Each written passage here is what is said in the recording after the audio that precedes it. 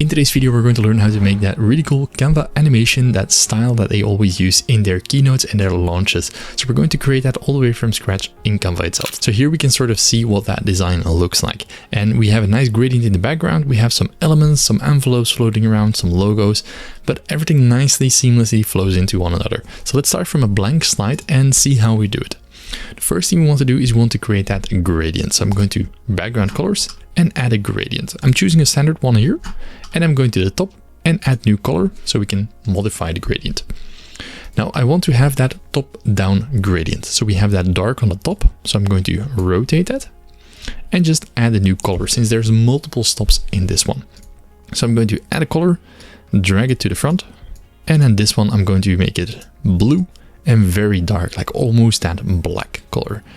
Then we have a dark color and it gradually gets lighter until at the end I think we even go for like an almost white. So here we just play around with the color tweaking. You can make it a bit more purple if you want and really get that style that you want. So now let's look for a nice element, and that's going to be earth. So let's type in earth and go for graphics. Now here there's multiple different styles and we're looking for that sort of playful style with very rounded corners. It's always that roundness and that playfulness that really comes to shine with them.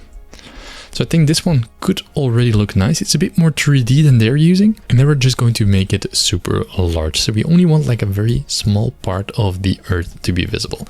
You can always rotate it around if you want, so we can just rotate it to have like a different angle. But I think in this case we want to have that sort of a light spot at the bottom here, which I think is really cool. And that sort of already blends in with the background a bit more, so that's what we want to have and achieve. Next, let's look for the other elements. So I'm going for elements and type in envelope. And then we see a lot of different envelopes that they're using, also in that sort of a little bit 3D style. So it's not very flat, which is a nice style, and you want to have it consistent with the other elements. That is important. So this one could work very well. If you want to have some card pop out, that definitely is possible. You can always go for magic recommendations and then see if you can find one that suits your style. Let's go for this one actually. Change the color a little bit to blue. We can even make it more rounded since it's like a rounded corner, or like an envelope anyways. I think if we do it like this, that could work. And then I'm just going to spread them out over the design.